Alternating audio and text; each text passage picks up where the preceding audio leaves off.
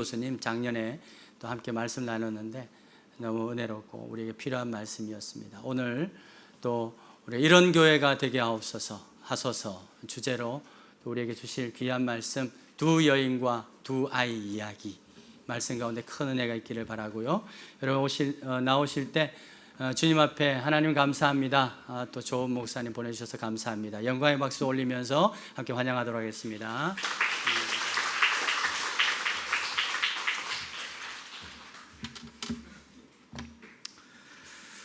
이렇게 귀한 기회에 신용산 우리 교회의 교우님들과 같이 예배를 드리게 되어서 얼마나 큰 은혜가 되는지 모르겠습니다.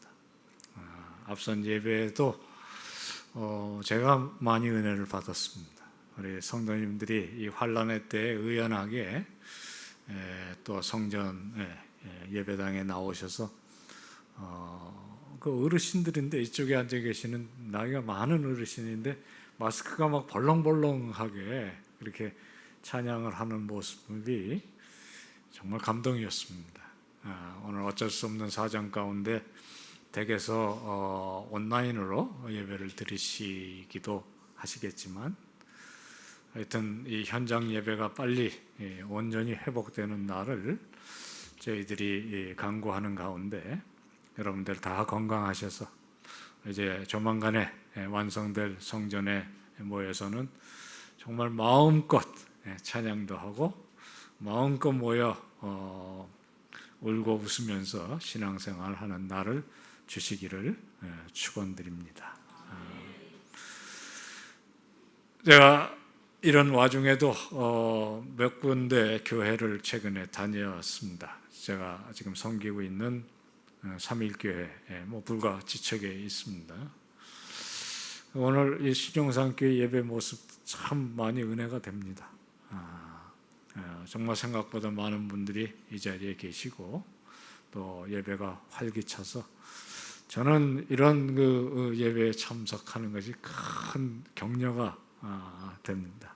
여러분들도 늘 이 예배당에 함께 모여서 예배를 드리는 이 열망이 늘 은혜로 채워지시기를 간절한 마음으로 축원드립니다.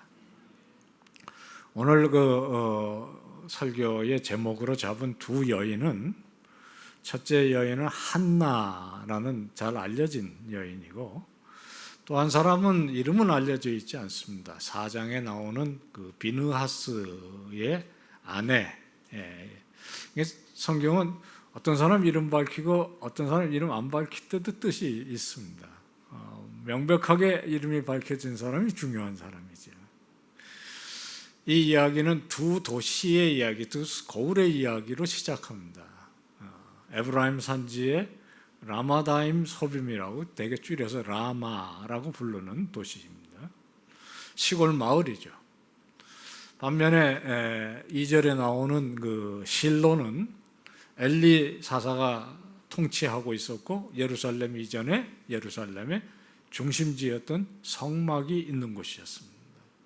두 거울, 라마와 실로, 거기에 살고 있던 한나와 비느하스 여인, 비느하스의 아내.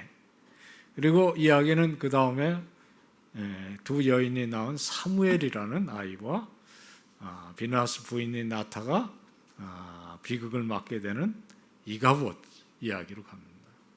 그리고 사무엘의 이야기는 결국에는 이 사무엘 상하를 가면서 두 왕, 하나님께서 세웠지만 안타까워하셨던 사울과 하나님의 마음에 합한 사람이라고 얘기하신 다윗 왕의 이야기로 가고 그 다윗 왕의 뿌리에서 결국 우리가 이 아침에 찬양하면서 소망을 발견하게 되는 예수 그리스도를 주시는 이 긴 이야기의 한 자락입니다.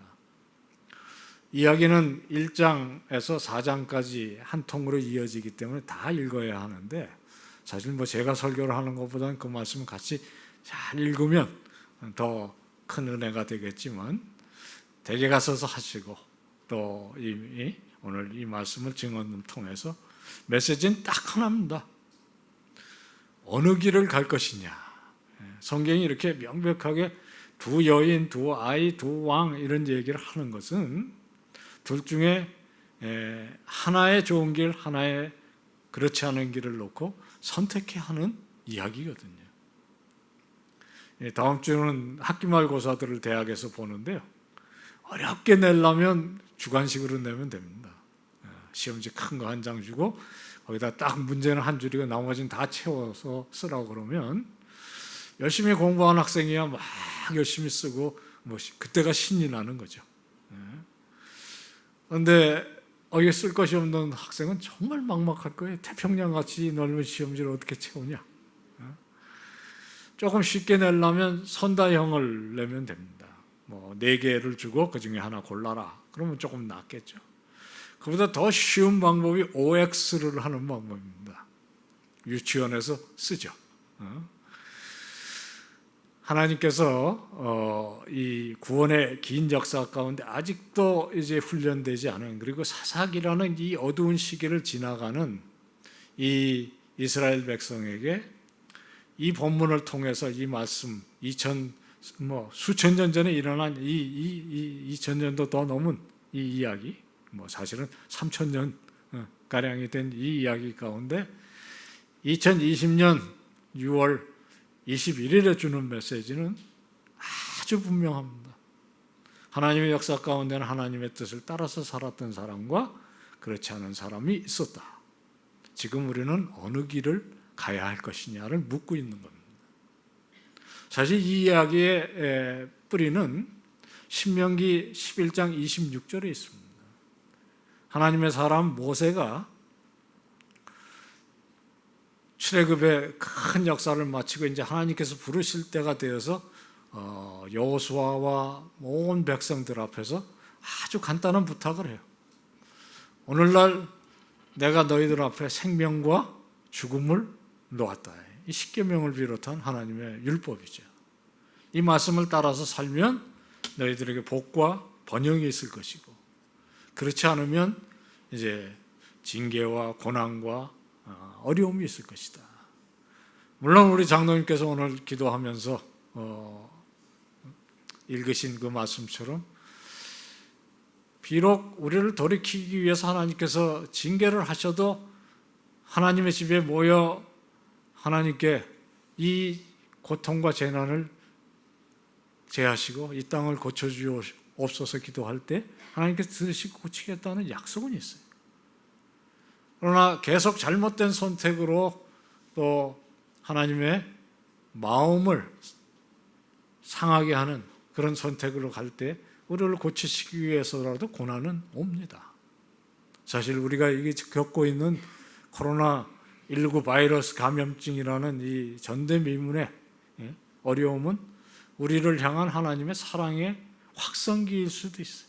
그렇게 표현했던 사람이 있습니다. 하나님은 평소에는 조용히 얘기하시지만 어려운 데는 특별히 우리들로 하여금 깨어서 하나님께 간구하게 하는 것인데, 오늘 이 이야기도 그 중에 하나입니다. 한나의 길을 갈 것이냐, 비느하스 아내의 길을 갈 것이냐. 이 이야기는 자연스럽게 두 부분으로 되어 있는데요. 한 부분은 우리의 마음을 누릅니다. 좀 힘든 얘기예요. 그리고 또 한 부분은 그 힘든 가운데서 회복되는 이야기인데, 굿뉴스와 배드뉴스 중에 어느 부분을 먼저 해야 될지 제가 결정은 잘 못하겠어요. 근데 여러분들에게 물어도 답은 안 하시기 때문에 그냥 할 수 없이 제가 정해갖고 왔습니다. 그래서 이가봇 얘기부터 먼저 하겠습니다. 이가봇, 하나님의 영광이 떠나버렸다. 글자 그대로 이는 없다고요. 카봇은 영광입니다. 하나님의 임재가 없어진 거지. 이 하나님의 영광은 이스라엘 백성과 함께 하였습니다. 그래서 광야를 건널 때 불기둥, 구름기둥으로 홍해를 가르고 여리고 성을 무너뜨리고 그렇게 하나님의 영광이 그들과 함께 했는데, 사사기를 지나면서 100여 년을 지나면서 그 영광을 다 잊어버리고 이제 암흑에 처한 것을 모르는 가운데 이 이가봇의 비극이 크게 터지는 그런 사건이 되는 것입니다.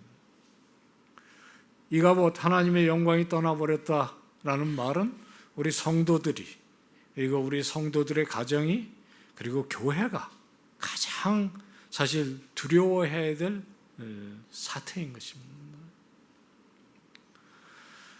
하나님 우리를 쉽게 떠나시는 분이 많으세요. 내가 너희들과 영원히 함께 하시리라고 하셨고, 우리가 이 세상을 떠나고 아니면 하나님께서 재림 통해서 우리가 영원히 함께 하실 약속을 하시고 신실하게 그걸 지키시거든요. 이스라엘의 역사 가운데도 하나님이 먼저 떠나신 적 한 번도 없어요. 오죽하면 하나님께서 이 땅을 버리셨다고 느낄 만큼 피폐해진 신앙을 경계를 받아야 하는 것이죠. 오늘 이 이야기 가운데도 하나님의 임재가 떠나버렸다라는 그 두려움이 있는 것입니다. 기독교 작가 가운데 아주 유명한 필립 얀시라고 수많은 베스트셀러를 내신 분입니다. 한 번은 이분이 영적 침체기에 들어가서 어느 날 자기 자신에게 소스라치게 놀라면서 내 속에 하나님이 없다, 이런 경험을 하게 되는 거예요. 우리가 일치월장 신앙이 올라가면 좋은데 때로 그런 때가 있나 봐요. 그 어려운 시기를 다 지나고 나서 그 어려운 얘기를 책으로 썼어요. 그 책 제목이 내 속에 하나님 없다. 우리가 그런 시기를 지나지 않아야 하겠지만 오늘이 한국 교회가 이 어려움 때문에 마치 하나님 우리 가운데 계시지 않는 것 같은 느낌을 받는다면 그렇지 않다는 것을 기억하시기를 원합니다. 하나님 우리와 함께 하시고 우리를 향해서 회복의 은혜를 주실 줄로 저는 믿습니다. 하나님 떠난 이스라엘의 모습은 엘리가 잘 보여주고 있는 것이죠.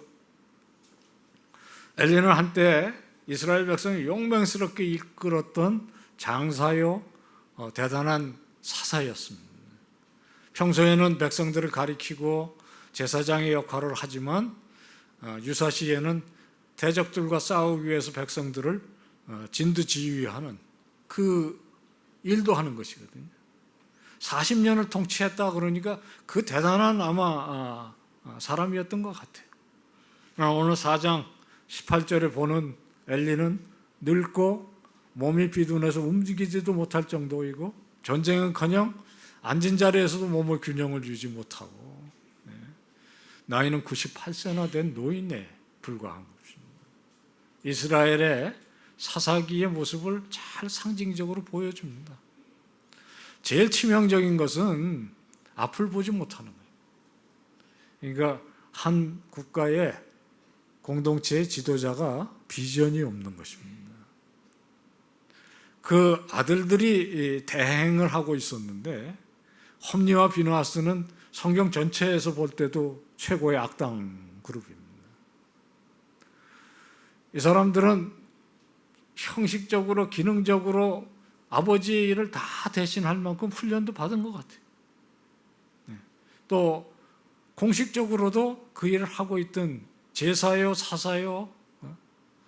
그러나 2장에 보면 이들은 마음이 불량할 뿐만 아니라 하나님을 알지 못했다, 그렇게 평가하고 있습니다. 얼마나 치명적인 얘기인지 몰라요.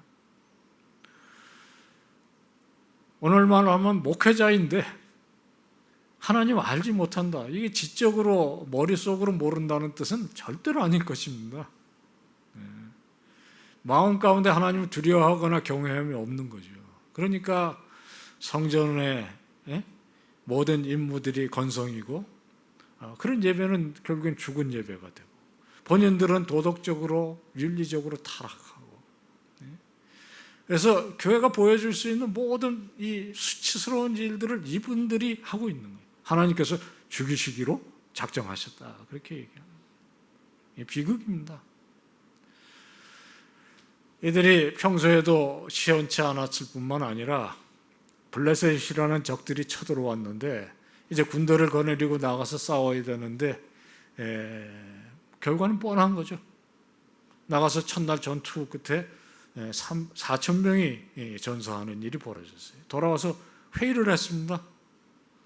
참 이게 이 공동체, 기독교 공동체의 특징인 것 같아요. 진단은 제대로 했어요. 하나님께서 우리와 함께 하시지 않아서 우리가 졌다. 그러면 회개를 해야 되는 것이고요. 하나님의 자비를 구해야 되는데 이 사람들이 내린 결정은 정말 외람된 것이었습니다. 하나님 우리와 함께 하시면 우리가 하나님 데리고 가면 된다, 그렇게 생각한 거죠. 그래서 역사적으로 지식이 동원돼서 하나님은 언제 같이 함께 하시냐? 하나님의 상징인 임재의 항식인 법궤가 앞서가면 된다. 예, 사실 시내산에서 법궤를 받은 후에 그 법궤가 늘 요단강을 건널 때도 앞섰고요, 여리고 성을 부시고 들어갈 때도 앞섰고, 그러니까 이게 지식이 문제예요. 지식이 중요한 것이 아니라 그 지식을 따라서 하나님을 두려워하고 사랑하는 경외가 있어야 하는데, 하나님 경외하는 마음이 없는 지식은 그 자체가 독입니다. 그래서 하나님 가시지 않는 길에 법궤를 앞세고 나간 결과는 참혹했습니다. 4만 명이 3만 명이 전사를 하고요, 법궤를 빼앗겼습니다. 그러니까 하나님의 영광을 잃어버린 거죠. 그 소식을 전해들은 안 그래도 불안했던 엘리는 충격으로 넘어져서 세상을 떠나고, 그 이야기를 전해들은 이 비느하스의 아내는 아직 해산 때가 되지 않았는데 진통 끝에 아기를 낳다가 자기 자신의 목숨을 잃는 그런 얘기입니다. 아들이 낳아서 그래도 소망을 위로로 전달하려고 하는 것도 거절하고, 이 하나님은 안 계신, 떠나버린 이 세상에 이 아이가 남겨진 그 절규와 같은 말이 이겨 보십니다. 제가 왜 이런 어려운 이야기를 어렵사리 드리냐면, 사실 이것은 수천 년 전에 이스라엘이 겪은 비극만은 아닐 수 있습니다. 그리고 오늘날 한국교회가 어느덧 지난 130년 동안 하나님께서 세계 교회들이 우리를 부러워하는 그런 하나님의 영광을 누린 교회가, 메르스, 사스는 고사하고 70년 전에 전 국토가 완전히 잿더미가 된 것을 신앙으로 극복하고 오늘에 이른 한국교회가, 오늘 한국교회의 현 주소가 어디냐를 생각하는 그런 안타까움이 있는 것입니다. 여러분보다 더 성공한 것은 저 같은 사람이겠죠. 교회의 지도자들을 교육하고 그것이 소명으로 살았던 저로서는 정말 학생들을 대할 때 두렵고 미안하고, 우리 세대보다 다음 세대가 더 예수를 잘 믿고 더 활발한 교회가 살아나는 것을 보는 것이 저희들의 소망인데, 그렇지 않을 때 이런 이야기들을 통해 우리가 다 경각심을 일깨워야 하지 않을까, 그렇게 생각을 하게 되는 것입니다.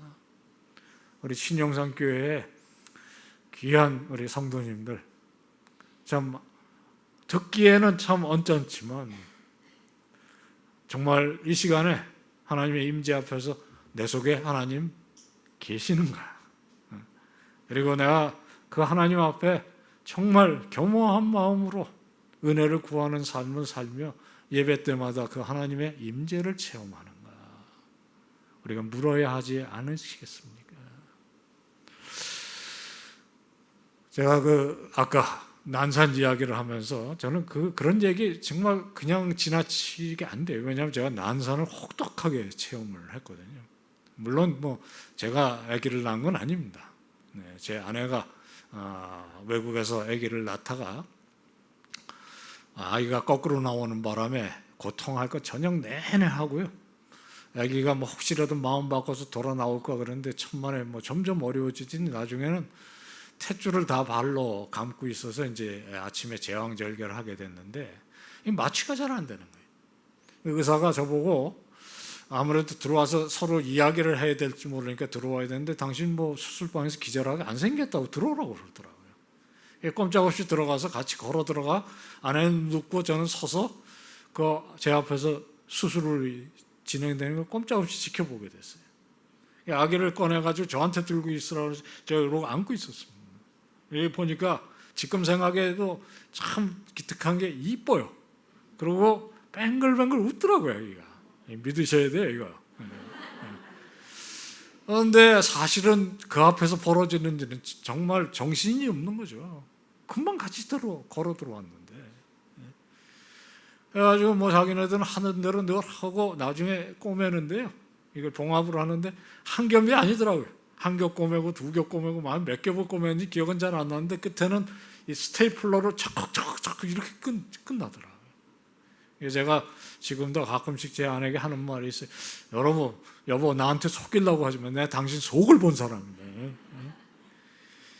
이게 지금 현대에서 최고로 발전한 최고의 나라의 수술실에서 벌어질 수 있는 일인데 수천 년 전에 결국엔 엄마 생명을 잃는, 그러나 자신의 생명을 잃는 비극보다 자기 남편이 전사한 일, 시부가 죽은 일보다 더 큰 그 두려움이 하나님 계시지 않는 이 하나님의 영광이 떨어버려 여기에 남겨진 이 아이는 어떻게 살 것이냐. 전 이것이 정말 두려운 것입니다.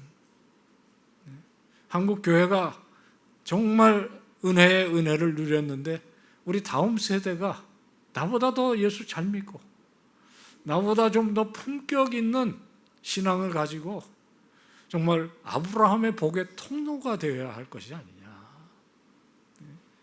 신영산교회가 참 어려운 시절도 겪고 제가 뭐 이 수도권에서 자란 사람이고 여기 와서 옛날 저쪽 교회에서 성경고사도 보고 또 사실은 많이 알아요.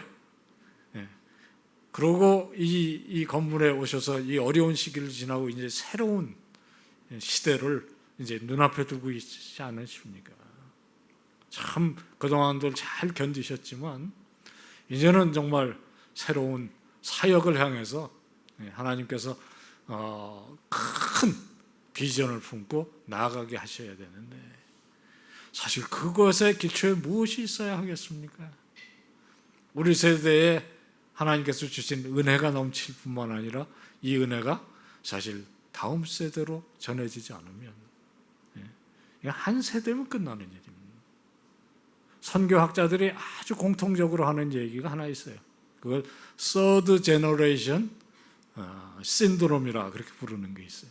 3세대의 위기 이론입니다. 아브라함 이방에서 구원을 받고 부르심을 받은 신앙의 조상이 되었습니다. 우리들 가운데도 어르신 가운데 불교 집안에서 아니면 정말 아무것도 없는 우상 숭배 가정에서 예수 믿게 된 분들이 계세요. 이삭 모리아산에서 아버지의 칼을 받아들일 수 있는 그런 순종적인 아들이었어요. 그러나 아브라함만큼 성경에 많은 이야기가 있지는 않아요. 문제는 3세대 야곱입니다. 에서입니다. 에서는 영원히 그 약속의 자손에서 떠났고요. 야곱은 순악당입니다. 모든 하나님의 은총을 세속적인 것으로 바꿔서 그 길을 가다가 하나님께서 노숙자 만드시고 벳델에서 회복시키지 않았으면 우리가 아는 아브라함의 하나님, 이삭의 하나님, 야곱의 하나님 얘기는 없는 것입니다. 저는 늘 기도할 때 그게 기도예요. 아브라함의 하나님, 이삭의 하나님, 야곱의 하나님, 요셉의 하나님, 모세의 하나님, 2020년 6월 21일에 우리의 하나님, 나의 하나님, 그리고 우리 딸, 우리 아들의 하나님, 우리 손녀, 손자의 하나님, 이게 내 사사로운 복의 얘기가 아닙니다. 하나님은 그렇게 믿는 자손들을 통해서 이 역사를 이때까지 진행하시고 이 이름이 영원히 가는 것이거든요. 내가 예수를 잘 믿고 복 받는 것도 중요하지만 하나님의 역사를 이것을 이어가려면 세대 간의 이 믿음이 끈끈하게 이어지지 않으면 어디서 기대할 것이며 그것을 할 수 있는 이 교회라는 공동체의 장이 없으면 어디서 우리들이 소망을 두겠습니까? 제가 한 2달 전에 바로 한강 건너면 쪽에 있는 꽤 유명한 교회 담임 목사님과 식사를 뭐 다른 일로 하는데 제가 그 목사님 뭐 꽤 유명하세요. 제가 교회 이름도 얘기할 수 있습니다. 자기가 그 교회에 부임하게 될 때 왜 하나님 내가 다른 데서 잘 일하고 있는데 여기에 구태여 보내셨습니까를 놓고 많이 기도하고 했대요. 근데 교회를 자세히 들여다보니까 전대에는 상당히 유명하고 또 훌륭한 사람들도 많고 세상적으로도 뭐 대단한 분들이 많은 교회가 그 다음 세대가 이게 거의 이게 소망이 없어 보이는 거예요. 우선 나오지를 않는다. 부모님들이 열심히 일하고 또 아이들 잘 교육해서 세상적으로는 성공했는데 신앙은 없어 보이는 거예요. 그래서 하나님께서 이 일을 나에게 시키신다 생각하고 목회 방향을 그렇게 정해서 열심히 설교도 하시고 그렇게 하는데 한 번은 권사님들이 두 분이 찾아오셔서 펑펑 우시면서 그러시더래요. 왜 이 이야기를 20년 전에 우리들에게 안 들려주셨냐.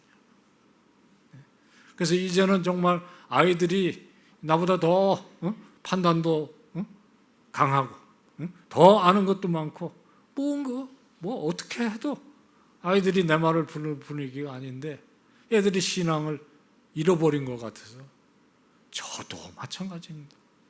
저도 저희 두 딸이 좀 성숙하고 신앙적으로 더 탄탄하고 그래서 하나님을 더 사랑하고 예수 더 잘 믿는 딸들이 되고 그 가정이 되었으면 좋겠다. 그것뿐이겠습니까? 우리는 우리 가정을 넘어서 교회가 하나님의 가정이고요.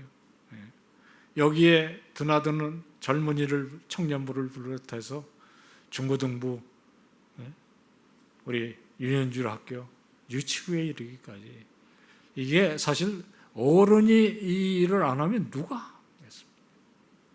그것이 끊어진 이 공동체는 사사기의 이야기를 피하기가 어렵습니다. 잘 아시는 대로 사사기의 이야기는 다음 세대가 아닌 다른 세대가 등장한 이야기예요. 그리고 그 비극은 오늘 우리가 여기서 보는 비극이 됩니다. 아이들이 신앙을 갖게 되는 것은 결국엔 부모입니다. 그리고 교회가 살아있는 증인이 될 때이죠. 오늘 이야기 반쪽은 그쪽이지만 감사한 것은 사무엘의 이야기, 한나의 이야기가 그러고 많이 일어날 수 있는 가능성이 아니라는 것을 우리에게 보여주는 것이죠. 사사기부터 얘기를 쭉 읽어가면요, 정말 이야기의 정수가 어디에 있냐면 그 앞에 있는 룻기에 있고 한나의 이야기에 있어요. 사무엘의 그 어두운 이야기 끝에 또 이가봇의 얘기를 먼저 하기 앞서서 1장부터 2장 사이에 이 한나의 이야기와 사무엘의 이야기를 하나님께서 집어넣으셨다는 거죠. 저는 성경을 읽으면서도 이 사무엘과 한나의 이야기가 남겨놓은 하나님의 불씨를, 그리고 결국엔 이 사무엘을 통해서 왕의 시대를 열고 예수 그리스도를 예비하고 있는 역사를 여는 거거든요. 그리고 그 역사는 3000년 전에 일어난 역사가 아니에요. 지금도 여기서 하나님께서 그 일을 하고 있는 것입니다. 조건이 딱 하나입니다. 어두운 시절을 지나고 고통스러운 시절을 지나갈수록 하나님께 간절한 마음으로 울부짖으면서 기도하는 사람, 거기에 소망이 있는 거예요. 한나가 막 구국의 뜻을 가지고 울고불고 그런 거 아니지 않습니까? 집안에 부인이 둘이어서 자기가 첫째인데 둘째가 아이를 펑펑 낳는데 자기에게는 아이를 안 주시니까 그것이 큰 한이 되어서 성전에 올라가서 울고불고 기도하는 가운데 책망을 듣습니다. 이 술 취한 여인 언제 깨겠느냐? 제가 술 취한 것이 아니고 하나님과 이 안타까운 마음을 통했을 뿐입니다. 대단한 말이에요. 하나님과 마음을 통하는 사람. 자기는 아들 하나가 없어서 애원통하지만 하나님은 이스라엘 전체가 지금 다 하나님의 딸과 아들이어야 하는데 그 중에 한 사람도 하나님을 경외하는 것이 없는 것 같은 때 하나님의 그 안타까움을 아는 거죠. 아들을 주시면 내가 그 아들을 하나님께 드리겠다 소원을 하고 그 소원 끝에 낳은 아이가 사무엘입니다. 사무엘이라는 말은 하나님께서 들으셨다라는 이름이.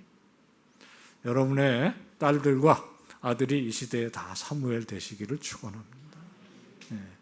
저는 정말 한국교회가 다시 한번 하나님의 손에 붙잡혀서 쓰임을 받는 유일한 길은 우리도 할 만큼 했지만 우리를 통해서 아이들이 사무엘 되고 에스더 되고 다니엘 되고 그렇게 할 때에 이 복이 이어지리라고 믿습니다. 사적 기도를 드리지만 하나님은 그것을 하나님의 역사를 바꾸는 데 쓰시는 하나님. 가끔씩 제가 그런 생각을 해요.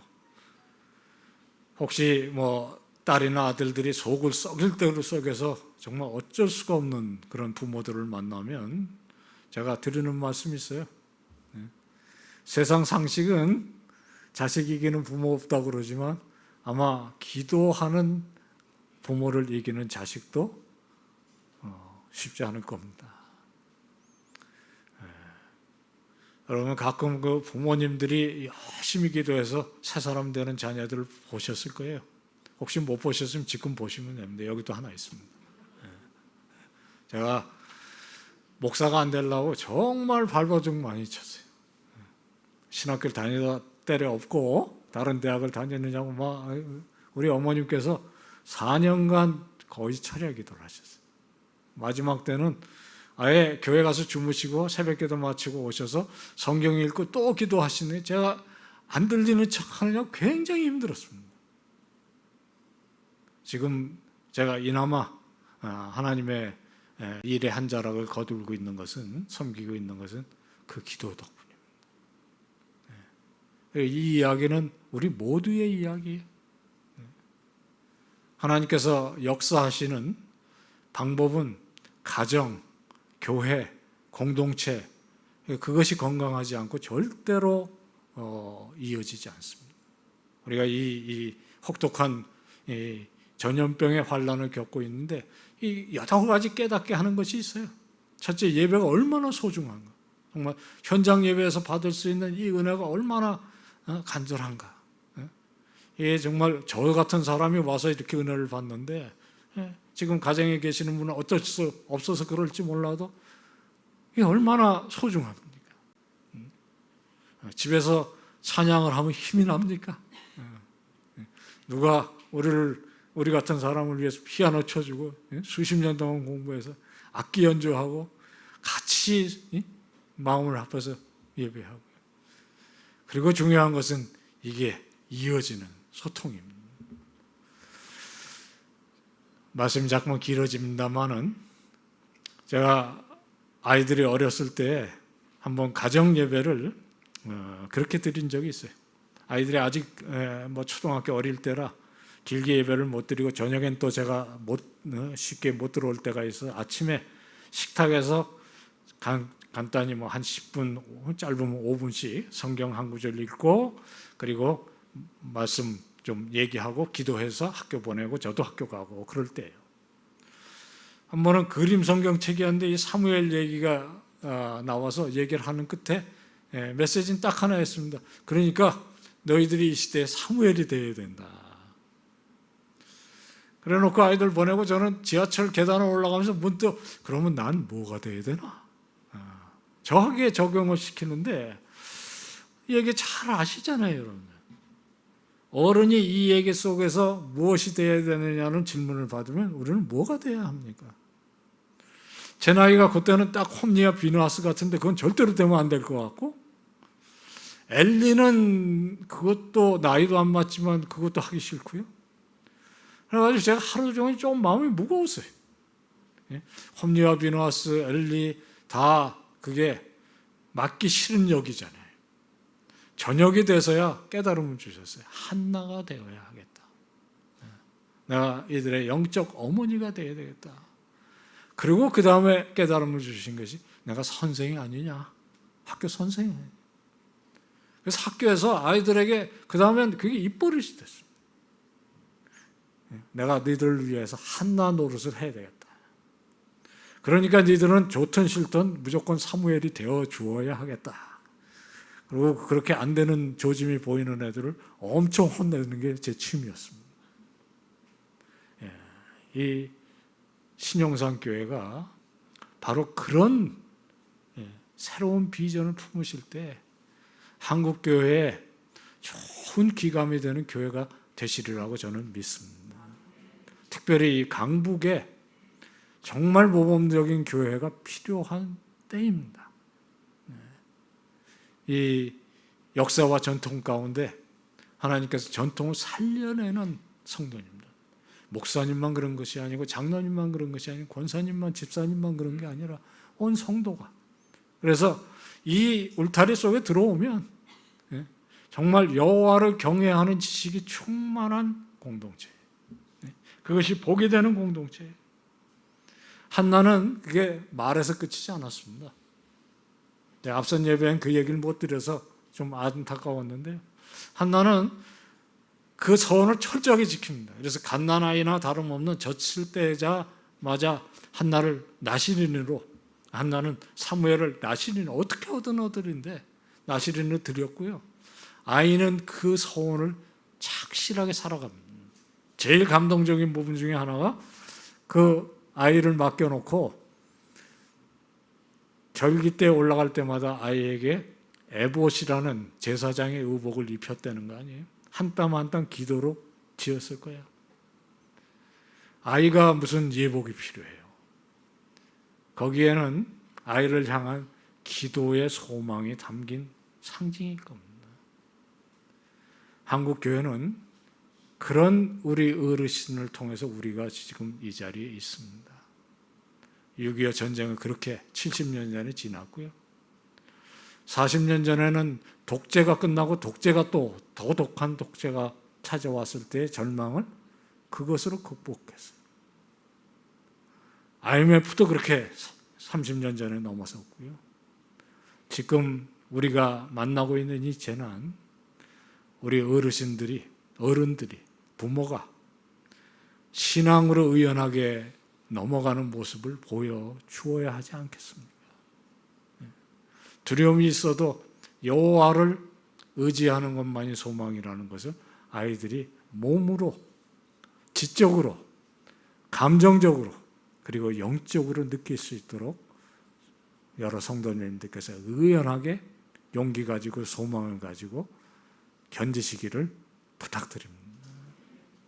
그래서 아이들이 이 세상에 의술도 의지하는 것이 중요하고 경제도 살아나야 되겠고 정치도 정상화되어야 되겠지만 역시 소망은 우리의 창조주 구원자 되신 하나님께 있다는 것을 몸으로 알 수 있게 소망의 공동체 되어지시기를 주님의 이름으로 축원합니다.